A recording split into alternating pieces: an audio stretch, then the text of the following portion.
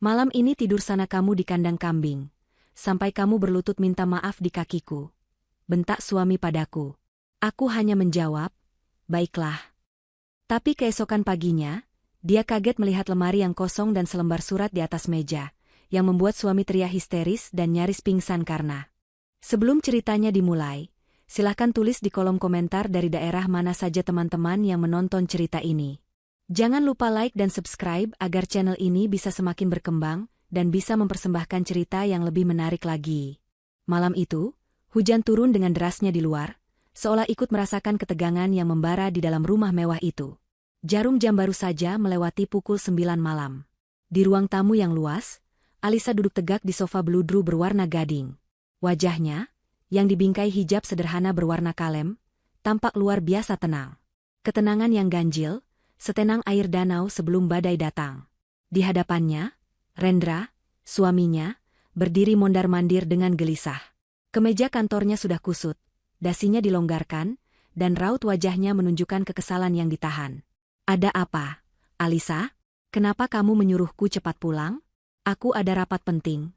Kamu mengganggu saja, gerutu Rendra, mencoba mengambil posisi dominan. Alisa tidak menjawab gerutuan itu.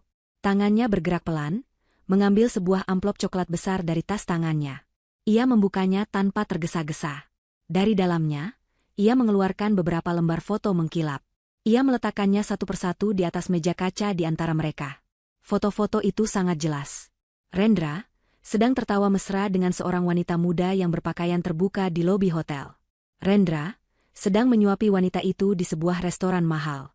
Dan yang paling telak, Rendra dan wanita itu, Fanny, berpelukan mesra di dalam lift hotel, jelas tidak menyadari kamera tersembunyi.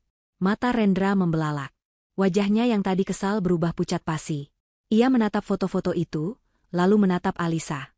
Ini apa? Kamu memata-mataiku? Suaranya bergetar, antara kaget dan marah. Jawab saja pertanyaanku, Rendra.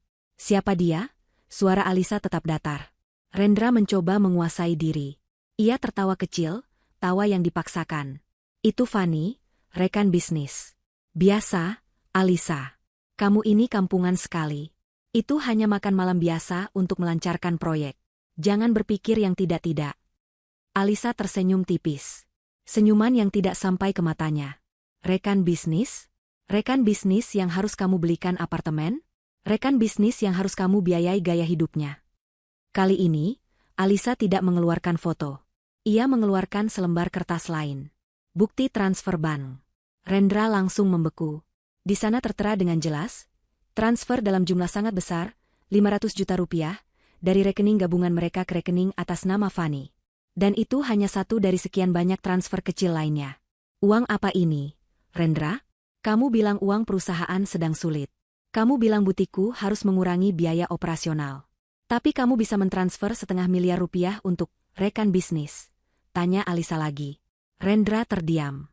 Tidak ada lagi penyangkalan. Dia tahu dia tertangkap basah. Nafasnya memburu. Tapi yang keluar dari mulutnya bukanlah permintaan maaf. Yang keluar adalah kemarahan yang meledak-ledak. Ini semua salahmu, teriak Rendra. Tangannya menggebrak meja kaca itu hingga foto-foto tadi berhamburan. Iya, aku selingkuh. Puas kamu? Kenapa? Karena kamu tidak pernah bisa membahagiakanku. Alisa hanya menatapnya, masih dengan ketenangan yang menakutkan itu. Kamu pikir aku bahagia hidup denganmu? Rendra menunjuk wajah Alisa dengan telunjuknya. Kamu itu kaku. Kamu terlalu alim. Hidupmu hanya butik, sholat, pengajian. Kamu tidak bisa diajak bersenang-senang. Fanny memberiku apa yang tidak bisa kamu berikan. Dia mengerti aku. Dia menghargaiku sebagai laki-laki. Menghargaimu? Atau menghargai uangmu, Rendra? Uang yang kamu curi dariku, balas Alisa pelan. Curi? Rendra tertawa menghina. Aku suamimu. Uangmu adalah uangku. Kamu itu istri yang pelit. Kamu sembunyikan asetmu dariku.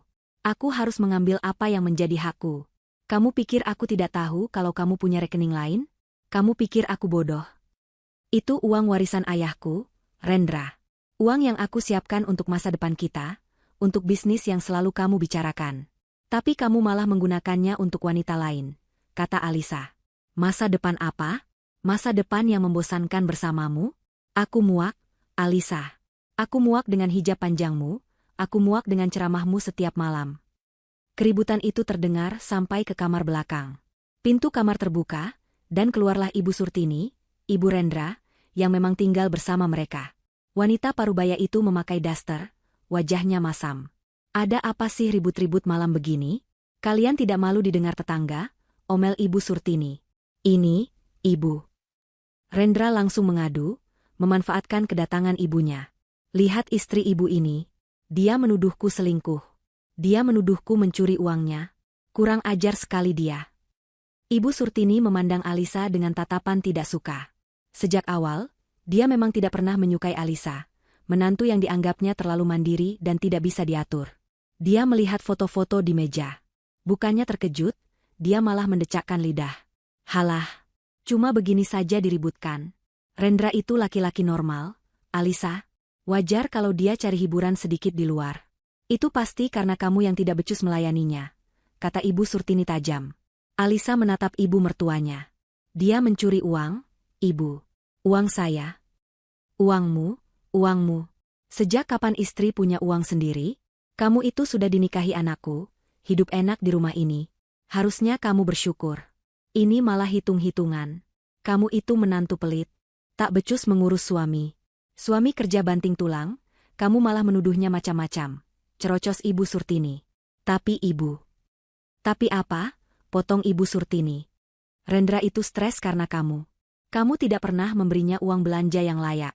Ibu minta dibelikan perhiasan saja, kamu bilang nanti-nanti. Pelit. Wajar kalau Rendra cari jalan lain. Iya benar, semua ini salahmu. Alisa menarik nafas panjang. Dia melihat dua orang di hadapannya. Suaminya, yang telah mengkhianatinya. Dan ibu mertuanya, yang selalu menyalahkannya. Tidak ada penyesalan di wajah mereka. Hanya ada pembenaran dan kesombongan. Rendra, merasa mendapat dukungan penuh dari ibunya, semakin menjadi-jadi. Arogansinya membuncah. Dia merasa menang. Dia merasa Alisa tidak punya pilihan selain menerima. Dengar itu, kata Rendra dengan nada mengejek. Ibuku saja tahu kalau kamu yang salah. Sekarang, aku mau kamu minta maaf padaku. Karena kamu sudah memfitnahku dan berlaku tidak sopan pada suamimu. Alisa hanya diam. Matanya yang jernih menatap lurus ke arah Rendra. Keheningan Alisa membuat Rendra semakin marah. Dia merasa diremehkan. Kenapa kamu diam? Kamu tuli? Aku bilang minta maaf. Alisa tetap diam. Oh, kamu melawan. Rendra tertawa sinis. Dia berjalan ke arah pintu belakang yang menuju taman. Di ujung taman itu, ada sebuah bangunan kayu tua yang sudah reot. Kandang kambing peninggalan kakek Rendra, yang terkadang masih diisi beberapa ekor kambing titipan tetangga. Rendra menunjuk ke arah kandang itu dengan dagunya yang terangkat angkuh. Kamu tidak mau minta maaf? Baik. Malam ini, tempatmu di sana, katanya. Malam ini tidur sana kamu di kandang kambing. Sampai kamu berlutut minta maaf di kakiku. Ibu Surtini ikut tertawa. Bagus, Rendra. Biar dia tahu rasa.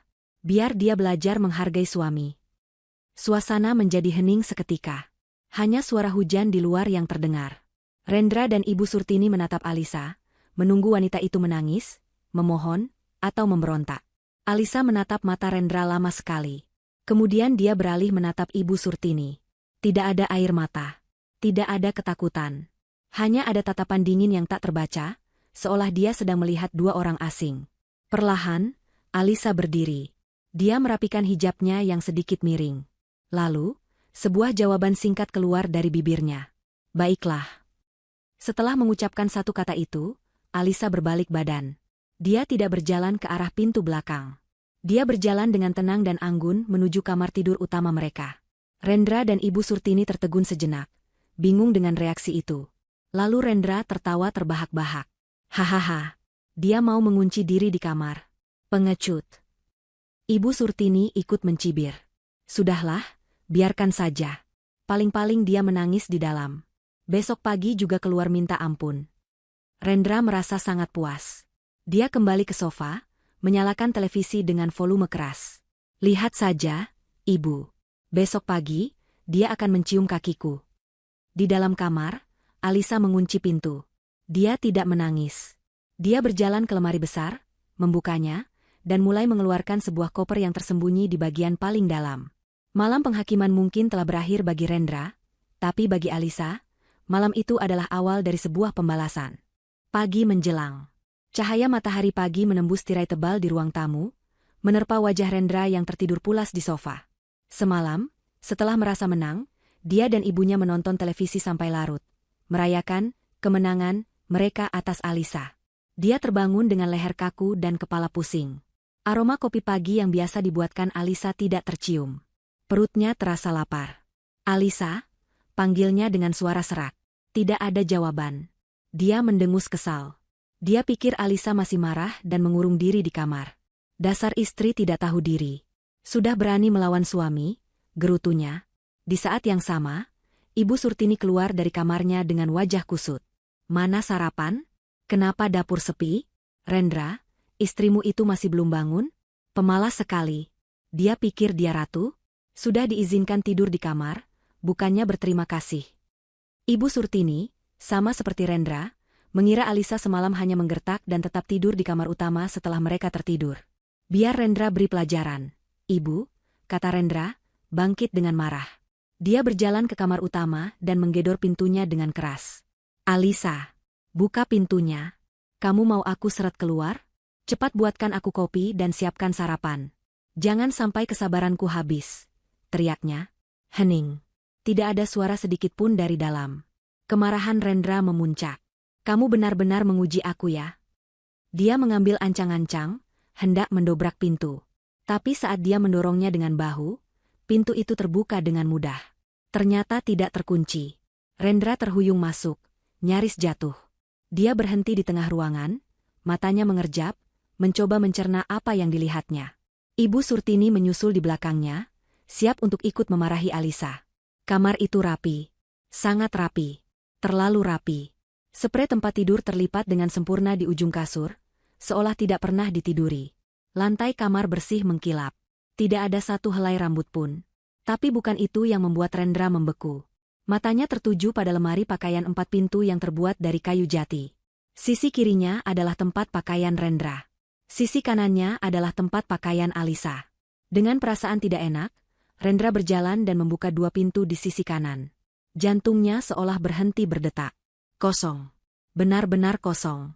Tidak ada satupun gamis, blus, atau rok milik Alisa. Tidak ada deretan hijab yang biasa tertata rapi sesuai warna.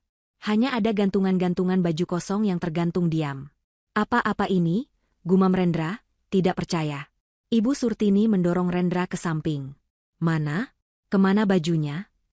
Dia ikut terkejut. Rendra panik. Dia membuka laci di bawah lemari. Laci tempat Alisa menyimpan pakaian dalamnya. Kosong. Laci tempat dia menyimpan bros dan aksesoris hijab. Kosong. "Alisa! Alisa!" teriak Rendra, suaranya kini dipenuhi kepanikan. Dia berlari ke kamar mandi yang terhubung dengan kamar. Di atas wastafel, hanya ada sikat gigi dan pasta giginya. Tempat sikat gigi Alisa, sabun wajahnya, perlengkapan mandinya, semuanya lenyap.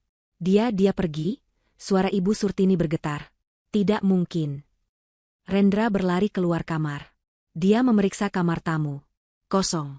Dia berlari ke dapur. Tidak ada tanda-tanda Alisa. Dia berlari ke garasi. Mobil sedan milik Rendra masih ada. Tapi mobil City Car putih milik Alisa, mobil yang dibelinya dengan uangnya sendiri sebelum menikah, hilang dari tempatnya. Dia kabur. Anak kurang ajar itu kabur. Pekik Ibu Surtini. Baguslah. Biar saja dia pergi. Wanita tidak tahu diuntung. Nanti juga dia kembali sambil menangis. Tapi Rendra tidak merasakan hal yang sama. Kepanikan dingin mulai menjalar di punggungnya. Ini bukan kabur sambil menangis. Ini terlalu rapi. Terlalu terencana. Dia bahkan tidak membawa foto pernikahan mereka yang tergantung di dinding ruang keluarga. "Tidak, Ibu. Ini aneh. Ini terlalu..." Rendra kembali masuk ke kamar utama. Matanya liar memindai setiap sudut. Dia mencari catatan, mencari apa saja. Pandangannya jatuh ke meja rias Alisa. Meja rias itu, yang biasanya penuh dengan beberapa produk perawatan kulit sederhana dan kotak perhiasan, kini bersih total. Tidak ada apa-apa. Kecuali di tengah meja rias yang mengkilap itu, tergeletak selembar kertas putih yang dilipat rapi. Jantung Rendra berdebar kencang. Tangannya gemetar hebat saat dia berjalan mendekat dan mengambil kertas itu. Rasanya berat seperti batu. Ibu Surtini mendekat, menempel di bahunya, ikut merasa tegang. Rendra membuka lipatan kertas itu. Itu adalah tulisan tangan Alisa. Rapi, tenang, dan setiap hurufnya ditulis dengan tekanan yang tegas. Surat itu berbunyi, "Untuk suamiku, Rendra. Tadi malam, kamu menyuruhku tidur di kandang kambing. Kamu lupa, Rendra, bahwa rumah yang kamu pijak ini adalah warisanku.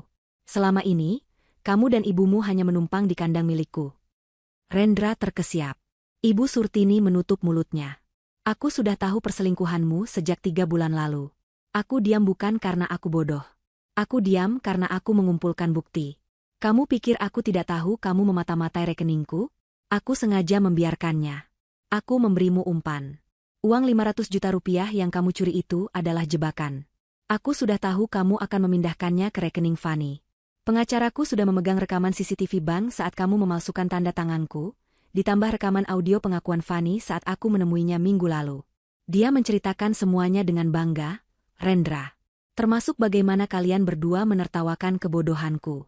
Rumah ini, rumah yang kamu tinggali dengan sombong dan kamu gunakan untuk menghinaku. Ini adalah warisan murni dari almarhum ayahku. Namaku satu-satunya yang ada di sertifikat. Tadi malam, saat kamu menyuruhku ke kandang kambing, aku menelepon pengacaraku. Tim kuasa hukumku akan tiba pagi ini. Surat pengosongan resmi akan memberimu dan ibumu waktu 3 kali 24 jam untuk angkat kaki dari rumahku. Perusahaan, Jaya Abadi, yang kamu pimpin dengan angkuh. Kamu lupa, Rendra? Kamu hanya direktur yang aku tunjuk.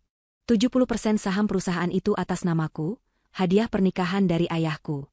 Rapat umum pemegang saham luar biasa akan diadakan besok pagi. Agendanya hanya satu, mencopotmu dari posisi direktur atas dasar penipuan, penggelapan dana perusahaan, dan pencurian aset. Semua aset bersama yang kamu nikmati. Mobil mewah yang kamu pakai, yang BPKB-nya atas namaku, apartemen yang kamu sewakan untuk Fani, yang dibayar dari rekeningku, dan semua rekening bersama telah dibekukan sejak pukul 7 pagi ini. Silakan cek. Rendra langsung merogoh sakunya, tangannya gemetar hebat mencari ponsel. Ibu Surtini terus membaca sisa surat itu dengan suara tercekat. Kamu menyuruhku berlutut. Kamu menyuruhku minta maaf di kakimu. Sekarang, aku berikan apa yang kamu mau. Selamat menikmati kandang kambing yang sesungguhnya. Jangan pernah cari aku. Tertanda, Alisa. PS pengacaraku juga akan segera mendaftarkan gugatan cerai dan tuntutan pidana. Ponsel itu jatuh dari tangan Rendra. Surat itu melayang dari genggaman Ibu Surtini. Tidak mungkin. Rendra berteriak. Bukan teriakan marah seperti semalam. Ini adalah teriakan histeris penuh ketakutan dan penyesalan yang terlambat. Dia memungut ponselnya, buru-buru membuka aplikasi M-Banking. Dia mencoba login. Gagal. Dia mencoba lagi. Gagal. Notifikasi muncul, rekening Anda diblokir. Tidak. Dia mencoba menelepon Alisa. Nomornya tidak aktif. Dia mencoba menelepon Fani. Tidak diangkat. Ibu Surtini ambruk ke lantai. Wajahnya pucat pasi. Rendra, apa yang sudah kamu lakukan? Kita akan jadi gelandangan. Alisa kembali. Alisa aku minta maaf. Jangan lakukan ini. Rendra berlari keluar kamar, meraung seperti orang gila. Dia berlari ke pintu depan, membukanya, berharap melihat Alisa masih di sana. Namun yang dilihatnya bukanlah Alisa. Di depan gerbang rumah, sebuah sedan hitam mewah berhenti. 2 orang pria berjas hitam rapi keluar dari mobil, membawa sebuah map tebal. Mereka menatap Rendra dengan dingin. Bel pintu rumah berbunyi. Keras, tegas, dan tak terbantahkan. Rendra membeku di ambang pintu, seluruh tubuhnya gemetar hebat. Dia syok. Dia hampir pingsan. Ini adalah akhir dari segalanya. Rendra berdiri terpaku di ambang pintu, menatap 2 pria berjas hitam itu dengan pandangan kosong. Surat dari Alisa masih terngiang di telinganya, setiap kata bagaikan palu godam yang menghantam kesombongannya hingga berkeping-keping. Bel pintu berbunyi lagi, kali ini lebih lama, seolah menuntut untuk segera dibukakan. Rendra, siapa itu? Usir mereka, pekik Ibu Surtini dari dalam kamar. Dia masih terduduk lemas di lantai, belum bisa menerima kenyataan bahwa istana yang dia banggakan akan segera lenyap. Salah satu pria itu, yang berwajah lebih tegas dan membawa map tebal, melangkah maju. "Permisi, dengan Bapak Rendra," suaranya formal dan dingin. Rendra hanya bisa mengangguk pelan. Lidahnya keluh. "Kami dari kantor hukum Alam Syah Rekan," pria itu melanjutkan, "tim kuasa hukum Ibu Alisa. Kami di sini untuk menyampaikan secara resmi surat somasi dan surat perintah pengosongan rumah." Pria itu membuka mapnya dan menyerahkan beberapa lembar dokumen bersegel resmi ke tangan Rendra yang masih gemetar. Rendra menerimanya seperti menerima vonis mati. Surat pengosongan. 3 kali 24 jam. 3 hari. Dia dan ibunya harus angkat kaki dari rumah megah ini. Tapi ini rumah saya. Saya suaminya." Rendra mencoba protes. Suaranya lemah. "Maaf, Pak Rendra," pria kedua angkat bicara, nadanya lebih datar. "Menurut sertifikat hak milik nomor 2077, sertifikat atas nama Alisa binti Abdullah, rumah beserta tanah ini adalah murni harta bawaan beliau. Bapak tidak memiliki hak hukum apapun atas properti ini, terutama setelah adanya gugatan cerai yang didaftarkan pagi ini atas dasar KDRT psikis, perzinahan, dan penipuan." "KDRT? Penipuan? Itu bohong. Dia memfitnah saya." Rendra mencoba mengelak. "Kami memiliki semua buktinya, Pak," pria pertama menimpali. "Termasuk rekaman CCTV dari semalam, yang merekam dengan jelas saat Bapak mengancam dan mengusir Ibu Alisa untuk tidur di kandang kambing. Juga pengakuan saksi, asisten rumah tangga yang sudah Ibu Alisa amankan, yang mendengar semua hinaan Bapak dan Ibu Surtini." Rendra terhuyung mundur. Asisten rumah tangga? Dia baru sadar. Pagi ini dia juga tidak melihat Inah, pembantu mereka. Jadi Alisa sudah merencanakan ini semua. Dia tidak hanya pergi, dia membawa serta semua saksi. "Tolong tinggalkan rumah ini dengan damai, Pak Rendra," kata pria itu lagi. "Jika dalam waktu 3 hari Bapak dan Ibu Bapak belum pergi, kami akan terpaksa menempuh jalur hukum dengan bantuan aparat." Kedua pria itu mengangguk singkat, lalu berbalik badan, masuk ke mobil mereka, dan pergi. Meninggalkan Rendra yang berdiri mematung, memegang surat-surat kehancurannya. "Rendra, apa katanya?" Ibu Surtini merangkak keluar kamar. Rendra tidak menjawab. Dia berjalan limbung ke sofa, tempat dia semalam tertidur pulas, dan ambruk di sana. Dia membaca lagi isi surat dari Alisa. Nomor 3. Perusahaan. Tangannya yang gemetar buru-buru menekan nomor telepon manajer keuangannya di kantor. "Halo, Pak Darman. Ini saya, Rendra. Tolong segera cairkan dana darurat perusahaan. Pindahkan semua ke rekening pribadi saya, cepat." Terdengar helaan nafas panjang di seberang telepon. "Maaf, Pak Rendra. Saya tidak bisa melakukannya." "Apa maksudmu tidak bisa? Saya direktur. Saya perintahkan kamu," bentak Rendra. "Maaf, Pak. Setengah jam yang lalu, saya menerima email resmi dari kuasa hukum Ibu Alisa, pemegang saham mayoritas. Seluruh rekening perusahaan dibekukan untuk keperluan audit investigasi. Ada dugaan penggelapan dana besar-besaran yang Bapak lakukan." "Audit? Penggelapan dana?" "Iya, Pak. Terkait proyek fiktif, Nusantara Jaya, yang Bapak ajukan bulan lalu. Tim Ibu Alisa menemukan bahwa dana proyek itu Bapak alihkan ke rekening pribadi atas nama Fani." Tubuh Rendra mendingin. Proyek fiktif itu. Dia pikir itu adalah rencananya yang paling cerdik. Ternyata, Alisa sudah tahu. "Dan satu lagi, Pak Rendra," suara Pak Darman terdengar ragu. "Email itu juga berisi undangan rapat umum pemegang saham luar biasa untuk besok pagi. Agendanya, pemberhentian tidak hormat Bapak dari posisi direktur utama." Bip. Rendra mematikan teleponnya. Habis. Semuanya habis. Uang. Rumah. Perusahaan. Dia teringat Fani. Selingkuhannya. Satu-satunya pelariannya. Dia harus menemui Fani. Mungkin Fani masih menyimpan sisa uang yang dia transfer. Dia harus segera ke apartemen Fani. Rendra berlari ke garasi. Dia melompat ke dalam mobil sedannya yang mewah. Dia memasukkan kunci dan memutarnya. Mesin mobil menyala sejenak, lalu mati. Dia mencobanya lagi. Menyala, lalu mati lagi.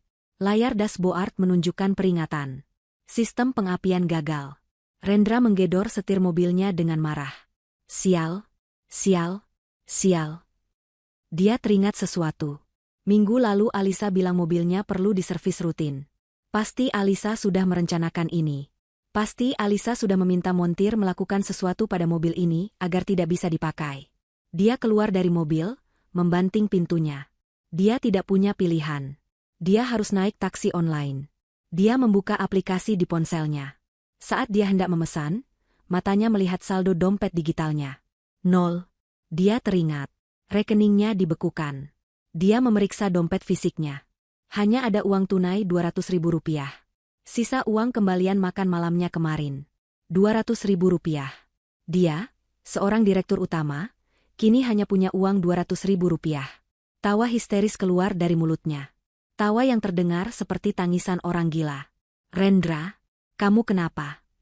Ibu Surtini mengguncang-guncang tubuhnya. Kita harus bagaimana? Rendra, kita akan tinggal di mana? Rendra menepis tangan ibunya dengan kasar. Diam, ibu. Ini semua gara-gara ibu juga. Ibu yang terus memanas-manasiku untuk menghina Alisa. Ibu yang bilang Alisa tidak akan berani melawan. Lihat sekarang. Kenapa kamu menyalahkan ibu? Ibu Surtini tidak terima. Kamu yang selingkuh. Kamu yang bodoh. Sudah tahu istrimu kaya? Kenapa kamu cari gara-gara?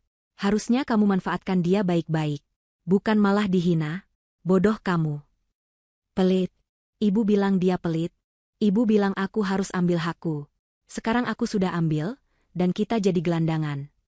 Mereka berdua bertengkar hebat di ruang tamu yang mewah itu. Saling menyalahkan, saling menghujat. Tidak ada lagi kekompakan yang mereka tunjukkan semalam saat menghina Alisa. Yang ada hanya kepanikan dan ketakutan akan masa depan yang suram. Rendra akhirnya berhenti berteriak. Dia harus fokus. Dia harus ke tempat Fani. Dia mengambil uang Rp200.000 itu. Ibu tunggu di sini. Jangan kemana-mana. Aku akan cari jalan keluar. Kamu mau kemana? Aku mau ke tempat Fani. Dia pasti bisa membantuku. Rendra berlari keluar rumah. Dia tidak memesan taksi online. Dia berlari ke jalan raya, mencari taksi biasa, berharap uangnya cukup. Di tengah kepanikannya, dia tidak sadar bahwa kehancurannya baru saja dimulai. Surat dari Alisa itu baru awal dari pembalasan yang telah dirancang dengan sangat sempurna. Rendra berhasil mendapatkan taksi. Sepanjang perjalanan menuju apartemen Fani, pikirannya kalut. Dia terus mencoba menelepon Fani, tapi nomornya sibuk. Dia meyakinkan dirinya sendiri bahwa Fani pasti sedang panik karena dia tidak bisa dihubungi. Dia yakin, Fani, wanita yang selalu memujanya dan mengatakan cinta padanya, akan membantunya. Uang 500 juta yang dia transfer pasti masih ada. Mereka bisa kabur bersama, memulai hidup baru. 45 menit kemudian, taksi berhenti di depan lobi apartemen mewah di pusat kota. Apartemen tempat dia menyembunyikan Fani dari Alisa. Rendra membayar sisa uangnya, menyisakan beberapa lembar uang 10 ribuan. Dia berlari masuk ke lobi. Selamat siang, Pak Rendra, sapa resepsionis yang sudah familiar dengannya. Rendra mengabaikan sapaan itu dan langsung menuju lift. Maaf, Pak Rendra. Resepsionis itu menghentikannya. Kartu akses Bapak sudah diblokir. Diblokir? Apa maksudmu? Saya penyewa di sini, kata Rendra, mulai panik lagi. Maaf, Pak. Tagihan sewa atas unit 1708 sudah menunggak 3 bulan. Dan pagi ini, kami menerima surat resmi dari pemilik asli unit, bahwa sewa tidak akan diperpanjang. Penyewa atas nama Ibu Fani diminta untuk segera mengosongkan unit hari ini juga. Jelas resepsionis itu. Jantung Rendra serasa diremas. Pemilik asli? Bukankah saya? Data kami menunjukkan unit itu disewa atas nama perusahaan Ibu Alisa, Pak. Bapak hanya didaftarkan sebagai penghuni tambahan. Dan pagi ini, Ibu Alisa sendiri yang menelepon untuk membatalkan sewanya. Alisa. Lagi-lagi Alisa. Dia sudah tahu tempat ini. Dia yang membayar sewanya selama ini. Rendra merasa seperti orang paling bodoh di dunia. Dia pikir dia pintar menyembunyikan Fani, ternyata dia hanya bermain di dalam kandang yang sudah disiapkan Alisa. Di mana Fani? Apa dia masih di atas? Tanya Rendra gusar. Ibu Fani sudah dijemput oleh petugas keamanan kami 1 jam yang lalu. Pak, beliau ada di ruang manajemen, sedang diminta pertanggungjawaban atas beberapa perabot yang rusak. Rendra berlari ke ruang manajemen. Dari balik pintu kaca, dia melihat Fani. Wanita itu sedang menangis histeris di depan manajer gedung. Penampilannya kacau balau, jauh dari kesan glamor yang biasa dia tampilkan. Fani. Rendra mendobrak masuk. Fani mengangkat wajahnya yang basah oleh air mata dan maskara yang luntur. Melihat Rendra, bukannya lega, dia malah semakin marah. Kamu. Fanny bangkit dan memukul dada Rendra. Kamu kemana saja? Kamu penipu. Kamu bilang kamu kaya. Kamu bilang kamu direktur. Lihat ini, aku diusir. Kartu kredit yang kamu kasih semuanya ditolak. Mereka bilang aku harus bayar ganti rugi perabot 50 juta. Kamu harus bayar, Rendra. Bayar sekarang. Fanny, tenang dulu. Aku juga kena musibah, kata Rendra, mencoba menenangkan. Musibah apa? Aku tidak peduli. Uang 500 juta yang kamu transfer kemarin mana? Cepat kembalikan. Aku mau pergi dari sini, tuntut Fanny. Rendra tersentak. Kembalikan? Itu uang kita, Fanny. Kita bisa pakai itu untuk uang kita? Fanny tertawa sinis. Maaf ya, Rendra. Uang itu sudah aku pakai. Aku sudah transfer untuk DP mobil sport terbaruku. Dan sisanya sudah aku belanjakan. Aku tidak pegang uang sepeser pun. Aku pikir kamu masih punya banyak. Rendra lemas. Kakinya tidak kuat menopang tubuhnya. Dia bersandar ke dinding. Uangnya habis. Habis untuk wanita yang kini menatapnya dengan jijik. Jadi kamu tidak punya uang? Tanya Fanny, memastikan. Rendra hanya bisa menggeleng pelan. Dasar laki-laki miskin. Tidak berguna, maki Fanny. Aku kira kamu bisa jadi peganganku, ternyata kamu sama saja sampahnya. Pergi kamu. Aku tidak mau melihatmu lagi. Fanny berbalik menghadap manajer gedung. Pak, saya tidak kenal dia. Dia yang menipu saya. Tolong urus dia. Saya akan panggil pengacara saya. Fanny berlari keluar ruangan, meninggalkan Rendra yang terpaku. Pak Rendra, suara manajer gedung membuyarkannya. Mengenai tagihan ini, karena Bapak yang mendaftarkan Ibu Fanny, Bapak yang harus bertanggung jawab. Rendra tidak punya apa-apa lagi. Dia tidak punya uang, tidak punya kuasa. Dia didorong keluar dari gedung apartemen itu oleh petugas keamanan seperti seorang pencuri. Dia terlempar ke trotoar yang panas. Hampa. Dia duduk di pinggir jalan, di bawah terik matahari. Dia tidak tahu harus berbuat apa. Rumah disita. Uang habis. Selingkuhan berkhianat. Tiba-tiba dia teringat satu hal lagi. Pabrik. Perusahaan. Walaupun RUPS baru diadakan besok, setidaknya hari ini dia masih direktur. Dia masih bisa datang ke kantor. Mungkin masih ada sesuatu yang bisa dia selamatkan. Masih ada brankas di ruangannya. Dengan sisa tenaga, Rendra bangkit. Dia berjalan kaki. Jaraknya beberapa kilometer, tapi dia tidak peduli. Dia harus ke kantor. 1 jam kemudian, dia tiba di kawasan industri tempat perusahaannya berdiri. Dari jauh, dia sudah merasakan ada yang tidak beres. Suasana terlalu sepi. Seharusnya ini jam sibuk produksi. Saat dia sampai di gerbang utama, pemandangan di depannya menghancurkan sisa harapan terakhirnya. Gerbang pabrik itu terkunci rapat dan dirantai. Di gerbang itu, terpasang sebuah spanduk besar berwarna kuning. Pabrik ini disita sementara oleh tim auditor independen atas perintah pemegang saham mayoritas, Ibu Alisa, karena dugaan tindak pidana korupsi dan penggelapan dana. Seluruh kegiatan operasional dibekukan sampai batas waktu yang tidak ditentukan. Para karyawan berkumpul di luar gerbang. Wajah mereka cemas, bingung, dan marah. Itu Pak Rendra. Seseorang berteriak. Seketika, semua mata tertuju padanya. Tatapan mereka yang tadinya bingung, kini berubah menjadi tatapan marah. Pak Rendra, kembalikan uang kami. Gara-gara Bapak, kami tidak bisa bekerja. Di mana gaji kami, Pak? Para karyawan mulai mengerubunginya. Rendra panik. Dia mencoba mundur. Tiba-tiba, dari dalam pos satpam, keluarlah tim pengacara Alisa. Bukan 2 orang yang tadi pagi, tapi tim yang berbeda, dipimpin oleh seorang pria parubaya yang tampak sangat berwibawa. Bapak Rendra, kata pria itu dengan suara berat. Anda sudah tidak punya wewenang apapun di sini.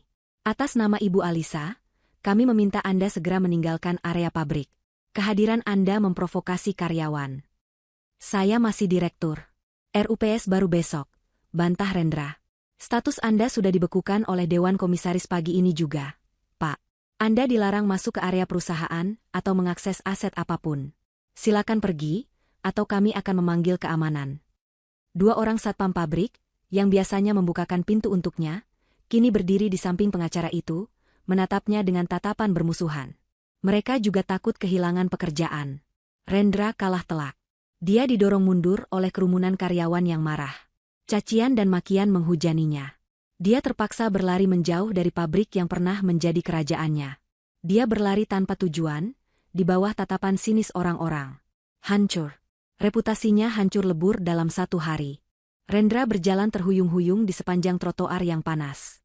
Sisa-sisa adrenalin dari penghinaan di pabrik telah memudar, menyisakan kekosongan yang dingin dan rasa lapar yang melilit. Dia tidak punya uang, tidak punya tujuan. Ponselnya mati kehabisan baterai. Satu-satunya tempat yang bisa dia tuju hanyalah rumah. Bukan rumahnya. Rumah Alisa. Tempat di mana mungkin ibunya masih berada. Dia berjalan kaki berkilo-kilometer, menumpang truk bak terbuka di separuh perjalanan, dan baru tiba kembali di depan gerbang rumah mewah itu menjelang sore.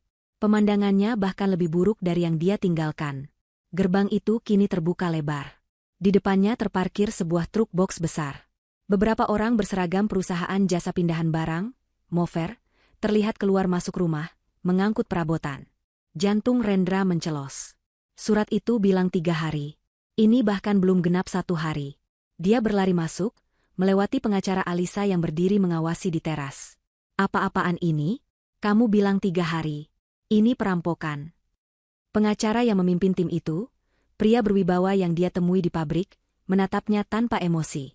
Surat itu adalah itikat baik dari Ibu Alisa, Pak Rendra. Itikat baik yang Anda balas dengan mencoba melarikan diri keselingkuhan Anda dan mencoba mencairkan aset perusahaan secara ilegal. Klien kami memutuskan untuk mempercepat prosesnya. Kehadiran Anda dan Ibu Surtini di sini hanya akan merusak aset. Rendra, tolong Ibu. Suara Ibu Surtini terdengar melengking dari dalam. Rendra menerobos masuk. Dia menemukan ibunya sedang bergulat dengan 2 orang petugas mover. Ibu Surtini berusaha memeluk sebuah guci keramik besar. Jangan ambil ini punyaku. Aku yang beli. Maaf, Ibu, kata petugas itu sabar. Ini ada dalam daftar aset yang harus diamankan. Ibu, apa yang Ibu lakukan? Rendra menarik ibunya. Mereka mengambil semuanya, Rendra, semuanya.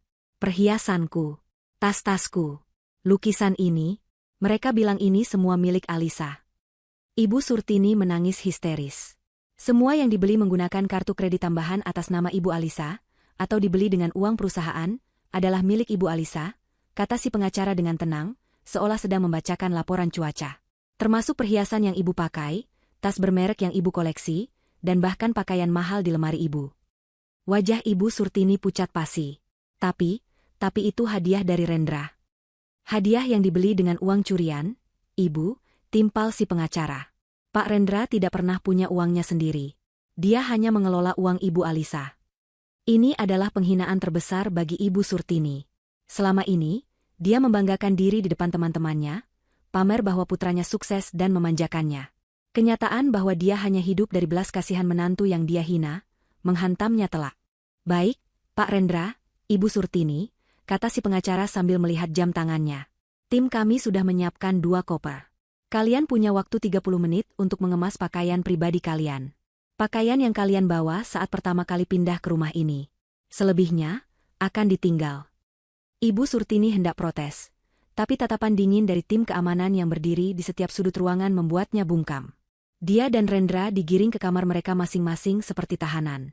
Rendra membuka lemarinya. Yang tersisa hanyalah beberapa kemeja lama yang sudah kusam dan celana jeans usang. Pakaian bermerek yang biasa dia pakai, yang dibelinya dengan kartu kredit perusahaan, sudah tidak ada. Ibu Surtini lebih parah. Dia menangis meraung-raung di kamarnya. Kebaya-kebaya sutranya yang mahal, koleksi tasnya, kotak perhiasannya, semua lenyap. Dia hanya diizinkan membawa daster-daster lamanya, dan beberapa baju batik kuno. Setengah jam kemudian, Rendra dan Ibu Surtini berdiri di teras. Masing-masing memegang 1 koper kecil yang butut. Mereka diantar keluar gerbang oleh petugas keamanan. Tepat saat mereka melangkah keluar ke jalanan, gerbang besi yang megah itu ditutup dan dirantai di belakang mereka. Bunyi rantai itu terdengar seperti vonis akhir. Matahari sore terasa menyengat. Beberapa tetangga yang penasaran mulai keluar, berbisik-bisik dari balik pagar mereka. Ibu Surtini, yang biasanya berjalan dengan dagu terangkat di kompleks itu, kini menundukkan wajahnya dalam-dalam. Mal. Dia benar-benar malu. Kita kemana, Rendra? Bisik Ibu Surtini, suaranya serak karena menangis. Rendra menatap jalanan di depannya. Dia tidak punya apa-apa. Sisa uangnya sudah habis untuk taksi ke apartemen Fani. Ibu masih punya rumah lama ibu, kan? Yang di kampung? Tanya Rendra pelan. Ibu Surtini tersentak. Rumah itu. Rumah sempit peninggalan suaminya yang sudah puluhan tahun tidak dia tengok. Dia selalu bilang rumah itu sudah dijual, malu mengakuinya. Kenyataannya, dia masih menyisakannya, jaga-jaga kalau dia butuh uang. Masih tapi. Kita ke sana. Tidak ada pilihan lain, kata Rendra tegas. Mereka harus berjalan kaki sampai ke jalan raya utama. Ibu Surtini, yang terbiasa diantar jemput mobil ber-AC, mengeluh kepanasan dan kelelahan. Rendra terpaksa menjual jam tangan palsu yang masih menempel di tangannya kepada seorang tukang ojek di pangkalan, hanya untuk mendapatkan ongkos bus kota. Perjalanan itu terasa seperti mimpi buruk. Mereka berdesak-desakan di dalam bus yang panas dan penuh sesak. Bau keringat bercampur dengan bau asap knalpot. Ibu Surtini beberapa kali hampir muntah. Setelah hampir 2 jam perjalanan, mereka tiba di sebuah gang sempit di pinggiran kota. Rumah itu lebih buruk dari ingatan Rendra. Kecil, pengap, dan catnya sudah mengelupas di mana-mana. Terletak di tengah permukiman padat penduduk. Begitu mereka masuk, bau apek dan debu langsung menyergap. Aku tidak mau tinggal di sini. Ini seperti kandang tikus. Jerit Ibu Surtini, melempar kopernya. Lalu ibu mau tinggal di mana? Di jalan, balas Rendra dingin. Setidaknya kita punya atap. Ini lebih baik daripada kandang kambing. Malam itu mereka tidur di lantai beralaskan kardus bekas. Tidak ada makanan, hanya ada air keran yang rasanya aneh. Keesokan harinya, karma sesungguhnya untuk Ibu Surtini dimulai. Berita kembalinya dia ke kampung itu menyebar cepat. Para tetangga lama, yang dulu sering dia hina sebagai orang miskin, saat dia datang berkunjung dengan mobil mewah Rendra, kini datang satu persatu. Bukan untuk menyambut, tapi untuk mencemooh. Loh, Bu Surtini? Sudah kembali ke habitat aslinya? Sapa seorang ibu penjual gado-gado dari seberang gang. Katanya tinggal di rumah mewah? Kok sekarang pulang ke kandang? Timpal yang lain, disusul gelak tawa. Ibu Surtini menahan malu, membanting pintu rumahnya. Dia mencoba menghubungi teman-teman sosialitanya. Dia ingin meminjam uang, atau setidaknya menumpang hidup beberapa hari. Tapi tidak ada satupun yang mengangkat teleponnya. Dia membuka grup arisan mewahnya di aplikasi pesan. Dia kaget melihat namanya sudah dikeluarkan dari grup. Sesaat kemudian, salah satu temannya mengirim pesan pribadi. Surtini, kamu jangan hubungi kami lagi ya. Kami semua sudah dapat surat dari pengacara Alisa. Ternyata selama ini kamu bohong. Kamu pinjam uang ke sana kemari pakai nama Alisa. Kamu bilang itu buat modal Rendra, ternyata buat kamu foya-foya. Kamu sudah menipu kami. Kami tidak mau berurusan dengan penipu. Ibu Surtini gemetar. Alisa. Wanita pendiam itu benar-benar menghancurkannya. Dia tidak hanya mengambil hartanya, dia menghancurkan reputasinya, satu-satunya hal yang dia banggakan. Rendra keluar rumah, mencoba mencari pekerjaan. Apa saja. Kuli bangunan, tukang parkir. Tapi wajahnya sudah viral. Berita tentang direktur yang menggelapkan uang perusahaan sudah tersebar di portal berita online. Setiap orang yang melihatnya, menatapnya dengan curiga. Dia tidak mendapatkan apa-apa. Saat Rendra kembali ke rumah dengan tangan hampa, dia menemukan ibunya sedang menangis ketakutan di sudut ruangan. Di depan rumah, 3 orang pria berbadan besar berwajah seram sedang menggedor-gedor pintu. Surtini, keluar kamu. Bayar utang arisanmu, teriak salah satu dari mereka. Bayar utang koperasi. Sudah nunggak 6 bulan? Itu adalah penagih utang. Bukan dari bank besar, tapi dari rentenir dan koperasi simpan pinjam tempat Ibu Surtini meminjam uang diam-diam untuk membeli tas-tas KW dan perhiasan palsunya agar terlihat setara dengan teman sosialitanya. Rendra, tolong ibu. Mereka mau pukul ibu. Bayar utang ibu, Rendra. Ibu Surtini memeluk kaki putranya. Rendra menatap ibunya dengan pandangan kosong dan lelah. Dia merogoh sakunya, lalu membalikannya. Hanya ada debu. Uang dari mana, ibu? Katanya pelan. Kita sudah tidak punya apa-apa. Gedoran di pintu semakin keras. Ibu Surtini menjerit histeris. Dia terkurung di rumah sempit yang bau, diburu utang, dicemooh tetangga, dan ditinggalkan oleh putranya yang kini sama tidak bergunanya dengan dirinya. Di luar, para penagih utang mulai mencongkel paksa pintu kayu yang rapuh itu. Fani membanting pintu taksi dengan kasar. Dia baru saja kabur dari kantor manajemen apartemen, meninggalkan Rendra yang terpaku seperti orang bodoh. Dia tidak peduli lagi pada Rendra.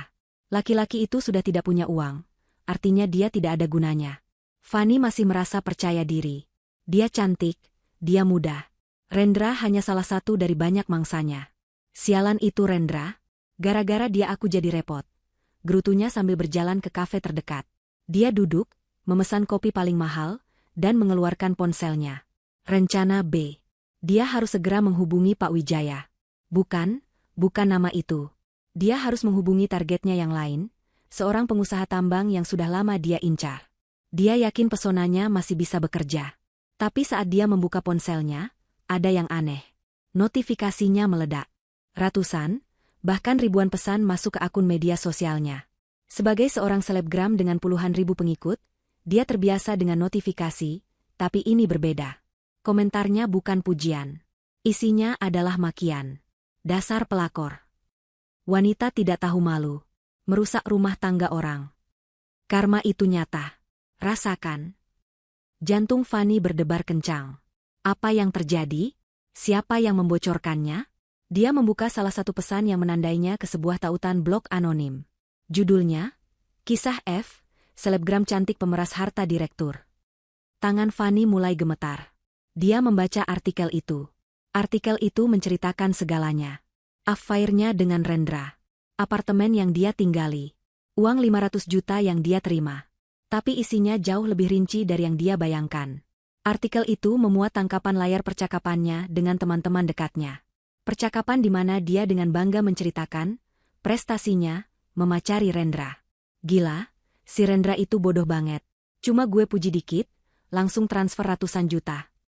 Istrinya itu, si Alisa Hijab, hahaha. Perempuan kampungan itu mana bisa lawan gue. Kolot, kaku kayak kanebo kering. Rencananya, setelah gue kuras hartanya, gue tinggalin. Gue udah incar mobil sport baru. Nih. Fanny merasa mual. Bagaimana bisa percakapan pribadinya bocor? Siapa yang mengkhianatinya? Belum selesai keterkejutannya, dia menggulir ke bawah.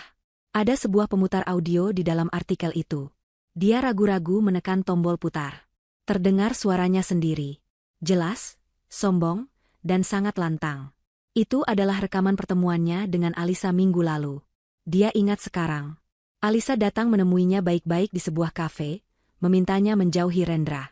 Fanny, yang merasa di atas angin, malah menghina Alisa habis-habisan. Iya, aku tidur sama suamimu. Terus kenapa? Suara Fanny di rekaman itu terdengar tertawa. Dia yang ngejar aku. Dia bilang kamu itu membosankan. Kamu aja yang gak becus layani suami. Kalau kamu gak mau suamimu diambil orang, harusnya kamu dandan yang benar. Jangan pakai karung goni gitu. Rekaman itu sangat jernih. Alisa sengaja merekamnya. Alisa menjebaknya. Wanita yang dia sebut, kolot, itu ternyata serigala berbulu domba. Artikel itu langsung viral. Dibagikan oleh ribuan akun gosip. Reputasinya hancur dalam sekejap. Ponselnya berdering. Nama, ayah, muncul di layar. Fanny menelan ludah. Keluarganya di kampung adalah keluarga terpandang yang sangat agamis. Mereka hanya tahu Fanny bekerja sebagai model yang sukses di Jakarta. Dia mengangkat telepon dengan gemetar. Halo, ayah. Jangan panggil aku ayah. Perempuan sialan, teriak suara di seberang. Suara ayahnya bergetar karena marah. Kamu sudah bikin malu keluarga. Kamu sudah mencoreng nama baik kami. Link berita kamu sudah menyebar ke seluruh kampung. Kamu itu aib. Ayah itu tidak benar. Itu fitnah. Fanny mencoba membela diri. Fitnah apa? Itu suaramu sendiri. Itu pesan-pesan kotormu. Kami tidak pernah membesarkan anak pelacur sepertimu. Ayahnya terisak karena marah dan malu. Dengar baik-baik, Fanny. Mulai detik ini, kamu bukan anak kami lagi. Kami coret kamu dari kartu keluarga. Jangan pernah pulang. Jangan pernah hubungi kami lagi. Kami anggap kamu sudah mati. Ayah. Ayah, jangan. Klik. Telepon ditutup. Fanny membeku. Dicoret dari keluarga. Dia tidak punya siapa-siapa lagi. Saat dia masih linglung, beberapa email masuk ke ponselnya. Email pertama, dari agensi manajemennya. Dengan sangat menyesal. Berdasarkan skandal yang sedang viral, kami memutuskan kontrak dengan Anda secara sepihak. Efektif segera. Email kedua, dari merek kosmetik yang menjadikannya brand ambassador. Kami menarik semua materi promosi yang menampilkan wajah Anda. Kontrak dibatalkan. Tim hukum kami akan menghubungi Anda terkait denda pelanggaran klausul moralitas. Email ketiga, keempat, kelima. Semua isinya sama. Sponsor, kontrak kerja, semua dibatalkan. Sumber penghasilannya lenyap dalam sekejap. Dia mencoba login ke M-Banking. Saldo 500 juta itu sudah tidak ada. Habis dia gunakan untuk membayar uang muka mobil sport, yang kini pasti hangus karena dia tidak bisa melunasi sisa cicilan, dan belanja barang-barang mewah. Kartu kreditnya sendiri sudah mencapai limit. Dia kini benar-benar miskin. Sama seperti Rendra. Pelayan kafe datang ke mejanya. Maaf, Mbak. Kartu kreditnya ditolak. Ada kartu lain? Wajah Fanny memerah. Semua mata di kafe itu menatapnya. Beberapa orang mulai berbisik. Sepertinya mereka mengenalinya dari berita viral. Dia terpaksa mengorek sisa uang tunai di tasnya, yang jumlahnya pas-pasan untuk membayar kopi. Dia berjalan keluar kafe dengan perasaan hampa. Dia tidak punya tempat tujuan. Apartemen sudah disegel. Keluarga sudah membuangnya. Karirnya hancur. Teman-temannya? Dia yakin mereka semua sudah melihat berita itu dan menjauhinya. Dia berjalan tanpa arah, hingga akhirnya tiba di sebuah terminal bus antar kota. Bau asap dan keringat menyengat hidungnya.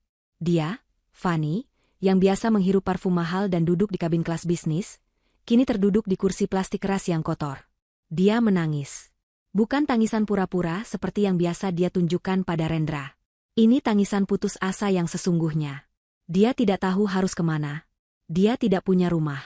Pandangannya kabur oleh air mata. Dia melihat ke seberang jalan, ke sebuah lapak koran. Di halaman depan koran sore itu, terpampang foto Rendra yang sedang berlari dikejar karyawan. Judulnya, Direktur Jaya Abadi terlibat penipuan miliaran rupiah. Lalu matanya beralih ke kolom gosip kecil di pojok bawah. Ada fotonya. Foto cantiknya yang diambil dari media sosial, disandingkan dengan foto Rendra. Judulnya, Selebgram F, diduga jadi simpanan sang direktur korup. Wajahnya terpampang di sana. Hina, murah, dan gagal. Dia telah mendapatkan karmanya. Dia sendirian di terminal bus yang ramai, tanpa uang, tanpa masa depan, dan tanpa seorang pun yang peduli padanya. Hari-hari berlalu bagaikan neraka bagi Rendra dan Ibu Surtini. Mereka terperangkap di rumah petak yang sempit dan pengap di kampung. Uang tidak ada sama sekali. Untuk makan, Rendra terpaksa menjual apapun yang tersisa. Kemeja bekasnya, sepatu lamanya, bahkan koper butut yang mereka bawa. Semuanya dijual dengan harga sangat murah di pasar loak. Uang hasil penjualan itu hanya cukup untuk membeli beras dan mie instan untuk beberapa hari. Setiap pagi, Rendra keluar. Dia berjalan berkilo-kilometer, dari satu tempat ke tempat lain, mencoba mencari pekerjaan. Tapi reputasinya telah hancur.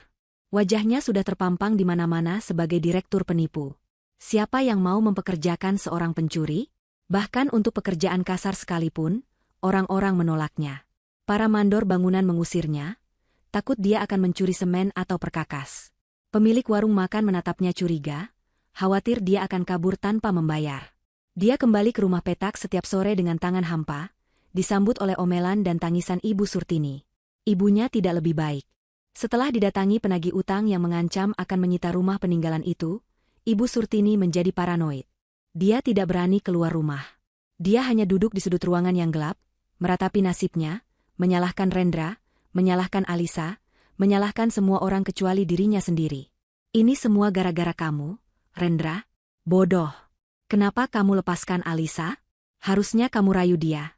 Harusnya kamu pura-pura baik sama dia. Sekarang kita jadi apa? Makan saja susah. Cerocos Ibu Surtini setiap Rendra pulang. Diam, Ibu, bentak Rendra, frustrasinya memuncak. Ibu pikir aku mau hidup begini? Aku sudah cari kerja kemana-mana. Tidak ada yang mau terima aku. Cari Alisa. Cari dia. Minta maaf. Bersujud kamu di kakinya kalau perlu. Bilang kamu cinta sama dia. Bilang kamu akan ceraikan si Fanny itu. Apa saja, Rendra. Bawa kita kembali ke rumah mewah itu, desak Ibu Surtini. Awalnya Rendra menolak mentah-mentah. Harga dirinya terlalu tinggi. Dia masih terbayang wajah angkuhnya saat menyuruh Alisa tidur di kandang kambing. Bagaimana mungkin sekarang dia harus menjilat ludahnya sendiri? Tapi perutnya tidak bisa diajak kompromi. Rasa lapar yang terus-menerus menggerogoti, ditambah hinaan dari para tetangga dan tatapan jijik orang-orang, perlahan-lahan mengikis harga dirinya. Dia mulai berpikir, mungkin ibunya benar. Apalagi yang bisa dia harapkan? Dia sudah kehilangan segalanya. Satu-satunya jalan keluar adalah Alisa. Dia harus meminta maaf. Dia harus bersujud. Dia harus melakukan apapun agar Alisa mau menerimanya kembali. Dia meyakinkan dirinya sendiri bahwa Alisa pasti masih mencintainya. Wanita itu hanya sedang marah. Jika dia menunjukkan penyesalan yang sungguh-sungguh, Alisa yang dikenalnya sebagai wanita pemaaf dan berhati lembut, pasti akan luluh. Dengan tekad baru itu, Rendra mulai mencari informasi tentang keberadaan Alisa. Tentu saja Alisa tidak mungkin kembali ke rumah lama mereka. Rendra ingat Alisa pernah menyebut-nyebut soal kantor baru untuk bisnis butiknya yang sedang berkembang pesat. Dia menggunakan sisa tenaga dan sedikit uang hasil menjual sepatunya untuk pergi ke warnet, warung internet, kumuh. Dia mengetik nama Alisa dan nama butiknya di mesin pencari. Dalam sekejap, puluhan artikel berita muncul. Tapi artikel itu bukan tentang skandalnya, melainkan tentang Alisa. Alisa Abdullah, CEO muda berhijab, sukses membuka kantor pusat baru di jantung kota. Inspiratif. Kisah Alisa membangun kerajaan bisnisnya sambil beramal. Alisa resmikan yayasan, Pelita Hati, untuk bantu perempuan korban KDRT. Rendra membaca artikel-artikel itu dengan perasaan campur aduk. Ada rasa iri, marah, tapi juga secercah harapan. Alisa kini semakin sukses. Dia pasti punya banyak uang. Jika dia mau kembali, hidupnya akan jauh lebih baik dari sebelumnya. Dia mencatat alamat gedung kantor baru Alisa yang tertera di artikel. Sebuah gedung pencakar langit yang mewah di kawasan bisnis utama. Keesokan paginya, Rendra bersiap-siap. Dia mencuci wajahnya dengan air keran, mencoba merapikan kemeja kusam satu-satunya yang tersisa. Dia tidak punya uang untuk ongkos bus. Dia nekat berjalan kaki. Perjalanan itu memakan waktu hampir 3 jam. Dia menahan lapar dan haus, langkahnya gontai, tapi bayangan kemewahan yang akan dia dapatkan kembali membuatnya terus bergerak. Akhirnya, dia sampai. Gedung itu menjulang tinggi di depannya. Kaca-kaca birunya memantulkan cahaya matahari, tampak begitu megah dan angkuh. Dia masuk ke lobi utama yang berlantai marmer mengkilap dan ber-AC dingin. Penampilannya yang kotor, kumal, dan bau keringat langsung menarik perhatian petugas keamanan. "Maaf, Pak. Ada perlu dengan siapa?" Seorang satpam menghentikannya, menatapnya dari atas ke bawah dengan curiga. Saya mau bertemu dengan Ibu Alisa. Alisa Abdullah. Bilang saja, Rendra. Suaminya, kata Rendra, berusaha terdengar percaya diri. Satpam itu menahan tawa. Suaminya? Pak, Ibu Alisa tidak pernah bilang punya suami seperti Bapak. Silakan tunggu di sana. Satpam itu menunjuk ke area tunggu di pojok lobi, jauh dari pintu masuk utama. Jelas sekali dia tidak percaya, dan hanya ingin mengamankan Rendra agar tidak mengganggu tamu lain. Rendra menelan ludahnya. Dihina oleh satpam. Tapi dia menahannya. Dia duduk di kursi tunggu itu. 1 jam. 2 jam. 3 jam. Perutnya semakin perih. Setiap orang yang lalu lalang menatapnya dengan pandangan aneh. Dia merasa seperti sampah. Menjelang pukul 5 sore, lobi mulai ramai. Karyawan kantor mulai berhamburan keluar. Rendra berdiri, matanya awas mengamati setiap orang yang keluar dari lift utama. Dan kemudian, dia melihatnya. Alisa keluar dari lift khusus VVIP. Dia tampak berbeda. Sangat berbeda. Wanita yang dulu dikenalnya hanya memakai gamis sederhana, kini tampil begitu elegan.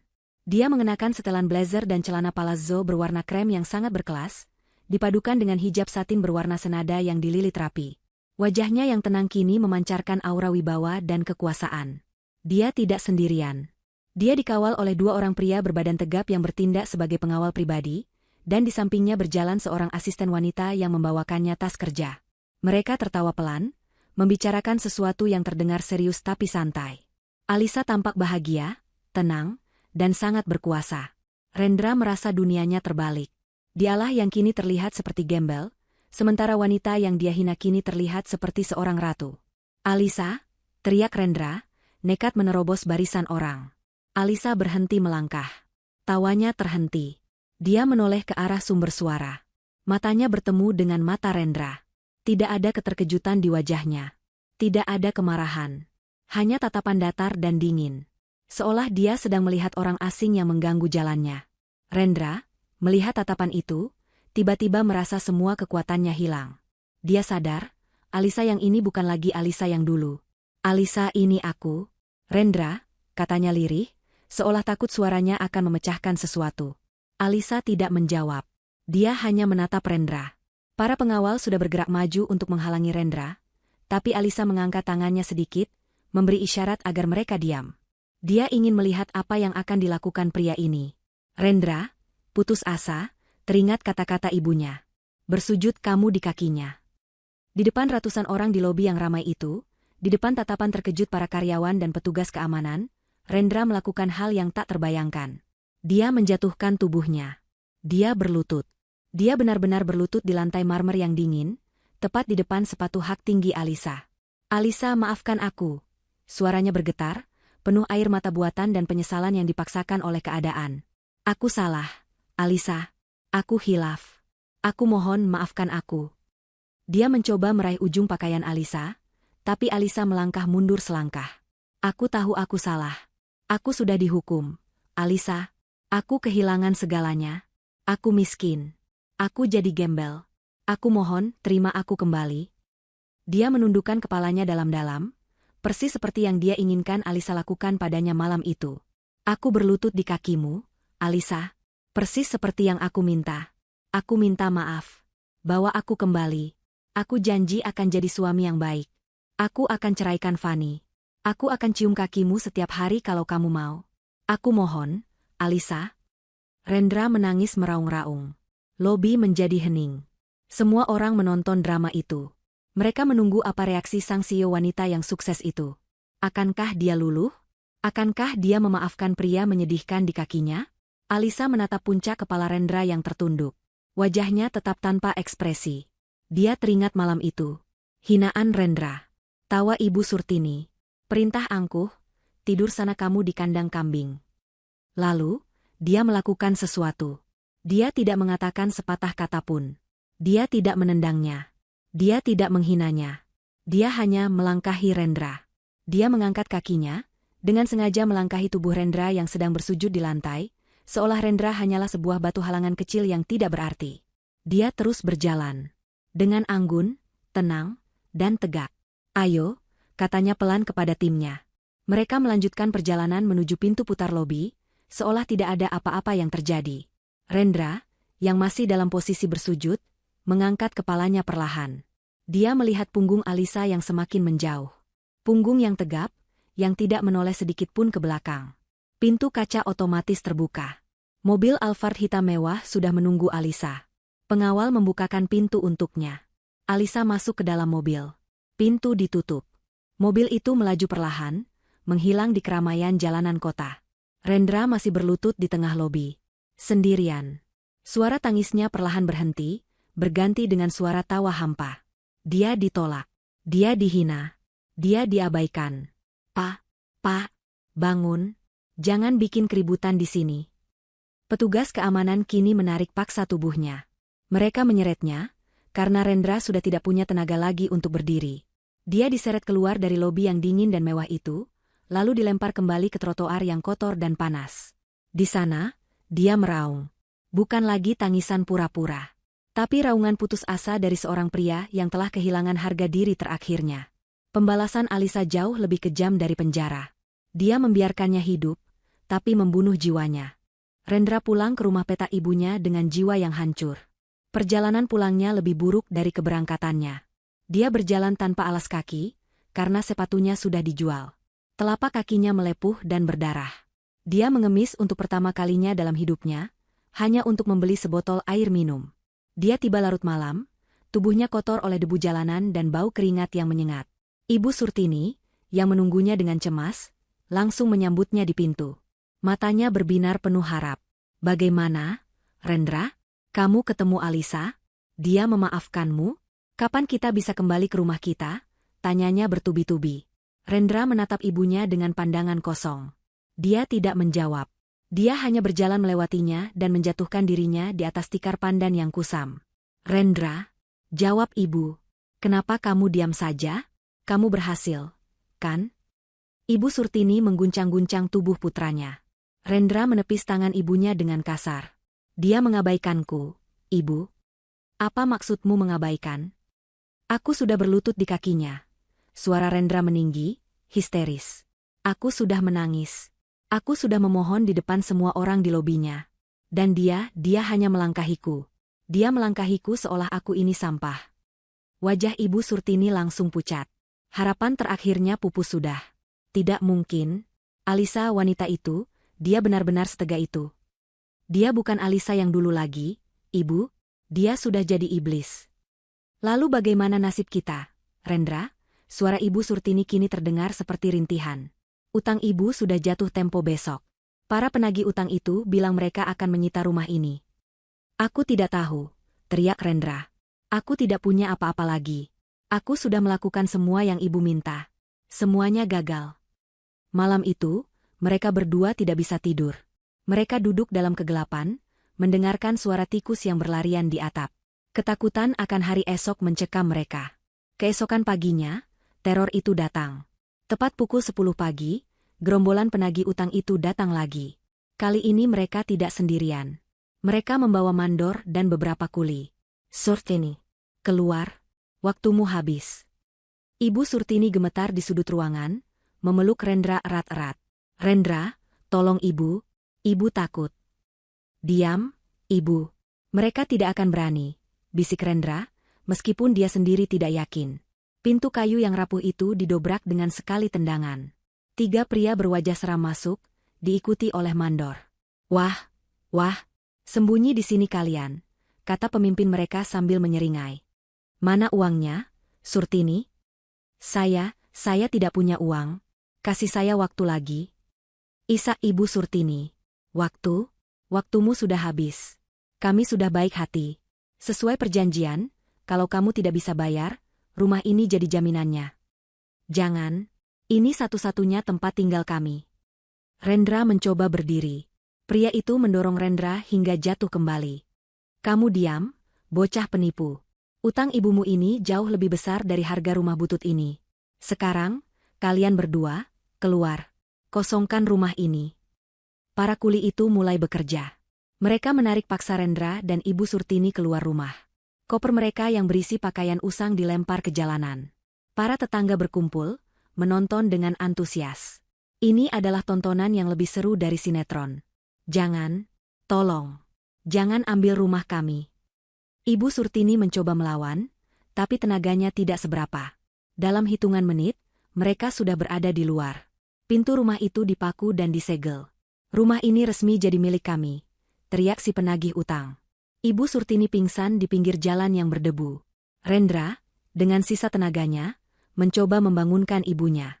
Para tetangga hanya menonton, beberapa bahkan tertawa dan mencemooh. Rasakan, itu karma jadi orang sombong. Dulu pamer harta, sekarang jadi gembel di jalanan. Ketika Ibu Surtini siuman, dia hanya bisa menangis. Mereka kini benar-benar gelandangan. Tidak punya rumah, tidak punya uang, tidak punya makanan. Mereka berjalan tanpa tujuan, mendorong koper mereka yang reot. Malam mulai tiba. Hujan gerimis mulai turun. Mereka kedinginan dan kelaparan. Ibu Surtini sudah terlalu lemah untuk berjalan. Rendra, Ibu tidak kuat lagi. Ibu lapar. Keluhnya. Rendra melihat sekeliling. Mereka berada di pinggir jalan raya yang sepi, dekat pasar kampung yang sudah tutup. Di ujung jalan, dia melihat sebuah bangunan tua yang separuh terbuka. Itu adalah pos ronda tua yang sudah lama tidak terpakai. Kita berteduh di sana dulu, Ibu, kata Rendra. Dia memapah ibunya ke pos ronda itu. Posisinya agak menjorok ke dalam, terlindung dari angin. Lantainya terbuat dari semen kasar, kotor dan lembab. Kita tidur di sini malam ini, kata Rendra pasrah. Ibu Surtini tidak protes. Dia sudah terlalu lelah. Dia merebahkan diri di lantai yang dingin, menggunakan kopernya sebagai bantal, dan langsung tertidur karena kelelahan. Rendra duduk di sebelahnya, memeluk lututnya. Hujan semakin deras. Angin malam menusuk tulangnya. Perutnya berbunyi nyaring, perih. Dia menatap ibunya yang tertidur dengan gelisah, mendengkur pelan. Wajah yang dulu angkuh itu kini tampak tua, kotor, dan menyedihkan. Tiba-tiba, dia mendengar suara lain. Suara mengembik. Bek. Rendra menoleh ke sisi lain pos ronda, ke bagian yang lebih gelap di belakang. Matanya membelalak. Di sana, di sudut pos ronda itu, ditambatkan 3 ekor kambing. Kambing-kambing itu milik warga pasar, yang biasa ditambatkan di sana agar tidak kehujanan. Mereka menatap Rendra dengan mata bulat mereka yang polos. Pos ronda itu bau. Bau kotoran kambing, bau pesing, bercampur dengan bau hujan dan tanah basah. Rendra tertawa. Tawa kering yang penuh ironi. Dia teringat kata-katanya pada Alisa. Malam ini tidur sana kamu di kandang kambing. Sekarang, lihatlah dirinya. Dia tidak sedang tidur di kamar mewah. Dia tidak sedang tidur di rumah petak yang pengap.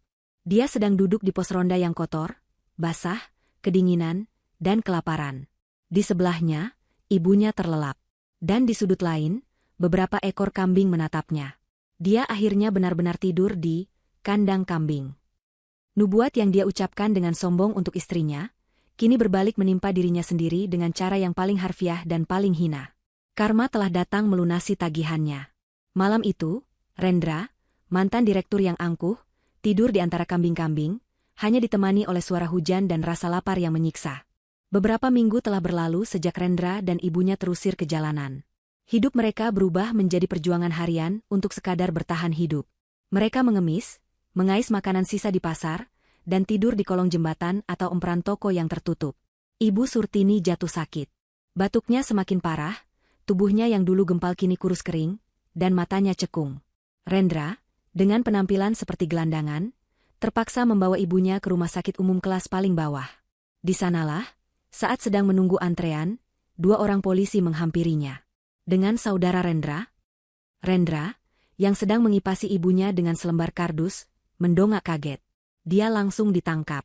Surat perintah penangkapan sudah lama dikeluarkan, tapi polisi kesulitan melacaknya karena dia hidup berpindah-pindah.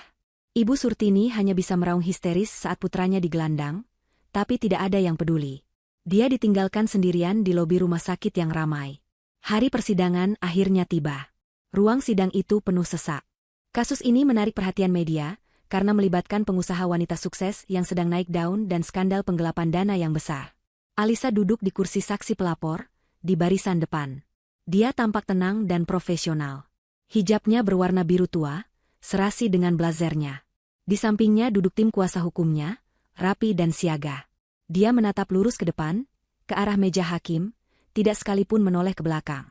Di seberang ruangan, di kursi terdakwa, duduklah Rendra. Perbedaannya sangat mencolok. Dia mengenakan kemeja tahanan berwarna oranye. Tubuhnya kurus, rambutnya acak-acakan, dan matanya liar penuh ketakutan. Dia tidak didampingi pengacara mahal. Hanya ada pengacara pro bono yang ditunjuk negara, yang tampak pasrah karena tahu kliennya sulit dibela. Di barisan pengunjung, Ibu Surtini berhasil hadir. Dia duduk di barisan paling belakang, penampilannya lusuh, terbatuk-batuk, dan menatap Alisa dengan kebencian yang mendalam. Sidang dimulai. Jaksa penuntut umum berdiri dan mulai membacakan dakwaannya. Suaranya tegas dan menggema. Rendra didakwa dengan pasal berlapis. Penggelapan dana perusahaan melalui proyek fiktif, Nusantara Jaya. Pencurian dengan pemberatan atas uang pribadi Alisa sebesar 500 juta rupiah. Pemalsuan dokumen, yaitu tanda tangan Alisa untuk pencairan dana. Dan terakhir, tuntutan perdata dalam gugatan cerai atas dasar kekerasan dalam rumah tangga atau KDRT psikis. Satu persatu bukti dihadirkan. Jaksa menunjukkan bukti transfer yang tak terbantahkan ke rekening Fani. Pak Darman, mantan manajer keuangan, naik ke kursi saksi. Dia menjelaskan dengan rinci bagaimana Rendra memaksanya membuat laporan palsu dan mengancam akan memecatnya jika dia melapor. Selanjutnya, rekaman CCTV dari bank diputar di layar besar. Seluruh ruang sidang melihat dengan jelas bagaimana Rendra berdiri di depan teller, menyerahkan formulir penarikan, dan dengan lancang memalsukan tanda tangan Alisa. Rendra di kursinya hanya bisa menunduk. Jemarinya meremas ujung kemeja tahanannya. Bukti yang paling menghancurkan datang dari saksi berikutnya. Fani. Wanita itu masuk ke ruang sidang dengan langkah ragu. Penampilannya berubah total. Tidak ada lagi pakaian seksi atau riasan tebal. Dia memakai kemeja putih sederhana, wajahnya pucat tanpa riasan. Dia telah setuju untuk bersaksi melawan Rendra dengan imbalan hukuman yang lebih ringan atas keterlibatannya dalam menerima uang hasil kejahatan. Benar, Yang Mulia, kata Fani dengan suara bergetar. Bapak Rendra yang mentransfer uang itu. Dia bilang itu uangnya sendiri. Dia bilang istrinya pelit dan dia mengambil apa yang menjadi haknya. Dia juga yang merencanakan proyek fiktif itu dan menyuruh saya membuka rekening atas nama proyek. Rendra melompat dari kursinya. Bohong. Dia yang merayuku. Dia yang memintaku uang. Pembohong. Tenang, terdakwa. Hakim ketua memukul palunya dengan keras. Rendra dipaksa duduk kembali oleh penjaga. Jaksa tersenyum tipis. Dia lalu memutar rekaman audio. Itu adalah rekaman percakapan Fani dengan teman-temannya, di mana dia menertawakan kebodohan Rendra. Ini membuktikan Fani memang bukan korban, tapi juga membuktikan bahwa Rendra memang melakukan kejahatan itu. Saat giliran Rendra memberikan pembelaan, dia tampak bingung. Pengacaranya hanya bisa menasihatinya untuk mengaku dan meminta keringanan. Tapi kesombongan Rendra masih tersisa. Saya tidak bersalah, Yang Mulia, katanya, suaranya serak. Alisa istri saya. Wajar jika saya memakai uangnya. Itu uang bersama. Dia yang menjebak saya. Sejak dia sukses dengan butiknya, dia jadi sombong. Dia merendahkan saya sebagai suami. Dia tidak melayani saya dengan baik. Saya stres, Yang Mulia. Saya tertekan. Alisa, yang mendengar pembelaan itu, hanya menutup matanya sejenak, menarik nafas panjang. Jadi, Anda membenarkan perselingkuhan dan pencurian Anda karena Anda merasa tertekan? Tanya jaksa dengan sinis. Itu, dia yang salah. Tiba-tiba dari barisan belakang, terdengar teriakan melengking. Benar, Alisa yang salah. Dia menantu durhaka. Dia iblis berhijab. Ibu Surtini berdiri, menunjuk-nunjuk Alisa dengan tangannya yang kurus. Kamu yang sudah menghancurkan anak saya. Kamu yang membuat kami jadi gembel. Kamu akan masuk neraka, Alisa. Kamu. Petugas. Keluarkan ibu itu dari ruang sidang. Dia mengganggu ketertiban, perintah hakim ketua. 2 orang petugas keamanan segera menyeret Ibu Surtini yang meronta-ronta. Lepaskan. Anakku tidak bersalah. Alisa A. Kutukan ibu tidak akan selamat. Raungannya terdengar sampai keluar ruangan, lalu perlahan menghilang. Suasana kembali tegang. Pengacara Alisa kemudian meminta izin kepada hakim untuk memutar satu bukti terakhir terkait gugatan KDRT psikis. Ini adalah rekaman audio dari malam kejadian, Yang Mulia. Direkam oleh asisten rumah tangga kami, Bei Inah, yang kini juga hadir sebagai saksi, kata pengacara Alisa. Ruang sidang hening. Terdengar suara Rendra, keras, angkuh, dan penuh kebencian. Malam ini tidur sana kamu di kandang kambing. Sampai kamu berlutut minta maaf di kakiku. Jeda sejenak. Lalu terdengar suara tawa Ibu Surtini. Bagus, Rendra, biar dia tahu rasa. Seluruh pengunjung sidang terkesiap. Bisikan-bisikan terdengar. Jaksa mengangguk puas. Hakim ketua menggelengkan kepalanya pelan. Bukti itu telak. Itu menunjukkan karakter asli Rendra dan perlakuan hina yang diterima Alisa. Akhirnya, Alisa dipanggil untuk memberikan kesaksian terakhir. Dia berjalan dengan tenang ke mimbar. Ibu Alisa, kata hakim. Apakah ada yang ingin Anda sampaikan? Alisa menatap lurus ke arah hakim. Yang Mulia. Saya datang ke sini bukan untuk membalas dendam. Saya hanya mencari keadilan. Pria itu, Alisa menunjuk Rendra, tapi tidak menatapnya, bukan hanya mencuri uang saya. Dia mencuri kepercayaan saya. Dia menghina martabat saya sebagai seorang istri dan sebagai seorang manusia. Dia, bersama ibunya, memperlakukan saya lebih rendah dari binatang. Suaranya tetap tenang, tapi penuh ketegasan. Uang bisa saya cari kembali. Perusahaan bisa saya bangun lagi, tapi luka yang dia tinggalkan, penghinaan yang dia lontarkan, itu tidak ternilai. Saya hanya meminta hukum ditegakkan seadil-adilnya. Agar tidak ada lagi Rendra-Rendra lain di luar sana. Dan agar tidak ada lagi perempuan yang harus tidur di kandang kambing, baik secara harfiah maupun kiasan. Alisa selesai berbicara. Dia kembali ke tempat duduknya. Tidak butuh waktu lama bagi majelis hakim untuk bermusyawarah. Semuanya sudah jelas. Hakim ketua kembali dan membacakan putusannya. Berdasarkan keterangan saksi dan bukti-bukti yang sah dan meyakinkan, pengadilan menyatakan terdakwa Rendra bin almarhum terbukti secara sah dan meyakinkan bersalah melakukan tindak pidana penggelapan dalam jabatan, pencurian, dan pemalsuan surat secara berlanjut. Hakim membacakan rentetan pasal yang dilanggar. Menjatuhkan hukuman pidana penjara kepada terdakwa Rendra selama 8 tahun penjara. 8 tahun. Palu diketuk 3 kali.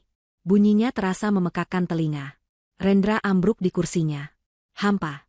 Dia tidak menangis. Dia tidak berteriak.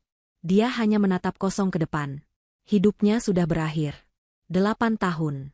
Saat dia keluar nanti, dia sudah tua, dan tetap tidak punya apa-apa. Saat petugas menggiringnya keluar ruangan, tangannya diborgol. Dia melewati tempat duduk Alisa. Untuk terakhir kalinya, mata mereka bertemu. Mata Rendra penuh dengan kehampaan dan permohonan yang terlambat. Alisa menatapnya. Tidak ada kebencian di matanya. Tidak ada kemenangan. Hanya ada kedamaian. Dia mengangguk pelan, sekali. Sebuah tanda bahwa dia sudah menutup buku lama itu dan memaafkan, bukan untuk Rendra, tapi untuk kebebasan jiwanya sendiri. Kemudian, Alisa berdiri, merapikan blazernya, dan berjalan keluar dari ruang sidang. Dia tidak menoleh ke belakang, bahkan saat raungan histeris Ibu Surtini terdengar lagi dari ujung koridor, menyayat-nyayat memanggil nama putranya yang digiring ke mobil tahanan. 1 tahun berlalu. Waktu telah mengubah segalanya. Di puncak salah satu gedung pencakar langit termegah di Jakarta, di sebuah ruang rapat yang didominasi kaca dan pemandangan kota, Alisa berdiri. Dia, dengan hijab sutra berwarna zaitun, memaparkan presentasi dengan penuh percaya diri. Di hadapannya duduk jajaran investor asing. Dan dengan strategi ekspansi ini, kata Alisa, suaranya jelas dan berwibawa, butik Pelita Hati tidak hanya akan menjadi merek fashion muslim terbesar di Indonesia, tapi juga di Asia Tenggara. Para investor bertepuk tangan. Pak Darman, yang kini menjadi direktur keuangan sekaligus mitra bisnis terpercaya Alisa, tersenyum bangga di sampingnya. Alisa telah berhasil membangun kembali perusahaannya, jauh lebih besar dan lebih kuat dari sebelumnya. Dia tidak hanya mengambil alih saham Rendra, dia melipat gandakan nilainya. Setelah rapat selesai, Alisa tidak langsung pulang. Dia pergi ke sebuah rumah besar yang asri di pinggir kota. Ini bukan kantor. Ini adalah yayasan, Pelita Hati, yayasan yang dia dirikan untuk menampung dan memberdayakan perempuan korban KDRT dan masalah rumah tangga. Dia disambut hangat oleh para penghuni. Anak-anak kecil berlarian memeluk kakinya. Para ibu tersenyum padanya. Di tempat ini, Alisa bukan CEO yang ditakuti. Dia adalah Mbak Alisa, kakak dan sahabat mereka. Dia duduk di taman, mendengarkan cerita seorang ibu muda yang baru saja berhasil mendapatkan hak asuh anaknya. Saya dulu takut sekali, Mbak, kata ibu itu. Saya pikir hidup saya sudah habis. Tapi melihat Mbak Alisa, saya jadi yakin kalau kita perempuan bisa bangkit.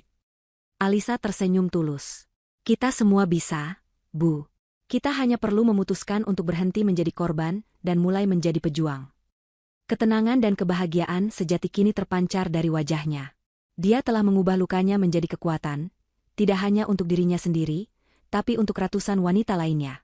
Di tempat lain, di waktu yang sama, pemandangannya sangat berbeda.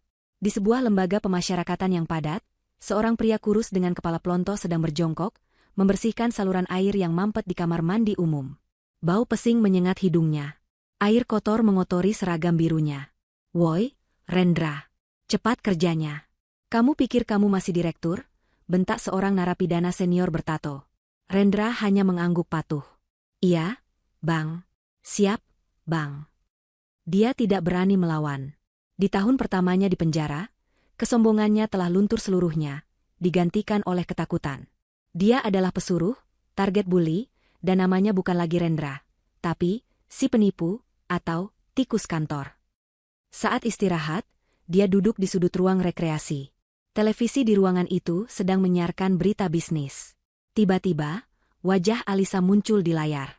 Liputan tentang keberhasilannya menembus pasar internasional. Rendra terpaku menatap layar. Alisa di layar itu tampak begitu bersinar, begitu jauh, begitu asing. Wanita itu adalah wanita yang pernah dia hina, yang pernah dia usir ke kandang kambing. Sekarang, wanita itu berada di puncak dunia, sementara dia berada di dasar jurang. Penyesalan itu datang, perih dan menyesakan, tapi sudah terlambat. Dia membuang berlian demi kerikil tajam. Dan kini dia harus membayar sisa hidupnya di antara sampah. Karma Ibu Surtini tidak kalah pahit. Di sebuah sudut pasar kumuh yang becek, seorang wanita tua renta duduk di belakang gerobak gorengan yang kecil. Wajahnya keriput, pakaiannya lusuh, dan dia terbatuk-batuk tanpa henti. Itu Ibu Surtini. Setelah Rendra dipenjara dan dia terusir dari rumah sakit, dia hidup sebatang kara di jalanan. Seorang pemilik warung yang kasihan memberinya modal kecil untuk berjualan gorengan, sekadar untuk menyambung hidup. Seorang ibu muda lewat, membeli beberapa potong bakwan. "Ini, Bu, uangnya. Kembaliannya ambil saja," katanya. Ibu Surtini menerima uang itu dengan tangan gemetar. "Terima kasih, Neng." Dia menatap ibu muda itu pergi, menuntun anak laki-lakinya. Hati Ibu Surtini terasa sakit. Dia teringat Rendra, putranya. Kebanggaan satu-satunya, yang kini membusuk di penjara karenanya. Karena kesombongannya. Karena mulut tajamnya. Karena dia yang mengajari Rendra untuk merendahkan Alisa. Dia menangis pelan di balik gerobaknya. Tidak ada teman sosialita. Tidak ada perhiasan. Tidak ada rumah mewah. Hanya ada penyesalan dan penyakit tua yang menggerogoti tubuhnya sendirian di pinggir jalan. Dan Fanny, nasibnya tidak lebih baik. Di sebuah warung makan Padang yang ramai, seorang pelayan dengan wajah kusam sedang sibat catat pesanan. "Iya, Pak. Nasi rendang 1, es teh manis," katanya cepat. Itu Fanny. Skandal itu menghancurkan karir selebgramnya. Dibuang keluarganya, dia terpaksa bekerja kasar untuk bertahan hidup. Kecantikannya yang dulu dia banggakan, kini luntur oleh keringat dan lelahnya bekerja dari pagi hingga malam. Dia sering dimarahi pelanggan karena salah pesan, sering dipotong gajinya oleh pemilik warung. Dia kini tahu rasanya bekerja keras, sesuatu yang dulu selalu dia hina. Adegan terakhir kembali pada Alisa. Malam itu, dia tidak makan malam sendirian di apartemen mewah. Dia berada di rumah barunya yang sederhana namun hangat dan nyaman. Di meja makan, duduk bersamanya Bei Inah, asisten rumah tangganya yang setia, yang kini dia anggap seperti ibunya sendiri. Ada juga Pak Darman dan keluarganya. Mereka makan malam bersama, diselingi tawa dan obrolan ringan. "Mbak Alisa, ini rendangnya dicoba. Resep dari Bei Inah." "Loh," kata istri Pak Darman. "Wah, kelihatannya enak sekali." Alisa mengambil sepotong. Tawa mereka terdengar tulus. Alisa menatap orang-orang di sekelilingnya.